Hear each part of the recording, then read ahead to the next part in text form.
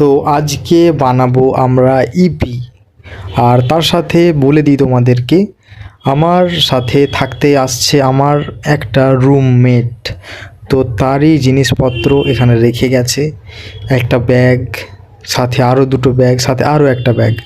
আর এটা হলো তার বেড, এখানটায় সে শিফট হবে। কিছু জিনিস রাখা আছে এখন, এগুলোকে পরে সরিয়ে দেওয়া হবে।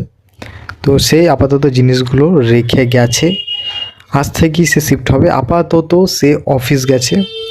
এবার অফিস থেকে ফিরে এসে আরও কিছু জিনিস আছে সেখান থেকে, তার আগের রুম থেকে নিয়ে আসার, তো সেগুলি নিয়ে এসে তারপর থেকে সে এখানেই থাকবে। তো কেননা ব্যাগে চেক করা যায় কিছু আছে কি না ইন্টারেস্টিং।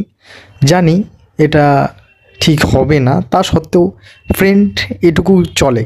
তো দেখব একটা খালি ডাব্বা আছে, একটা বোতল সরষের তেল আছে, আর সাথে কিছু আরও প্লাস্টিকের কৌটো আছে, এটা একটা চারকোনা কৌটো। আরও টিফিন রাখা আছে যেগুলোতে লাঞ্চ বা টিফিন অফিসে নিয়ে যাওয়ার জন্য। সাথে কিছু বাসনও এনেছে।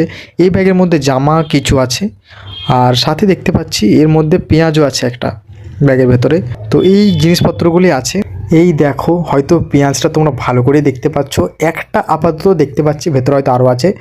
আরও দেখে নেবো কী আছে। একটা প্লাস্টিকের ঝুড়ি, তার মধ্যে দেখছি কি আদা রসুনের পেস্ট, একটা পুরো প্যাকেট আছে।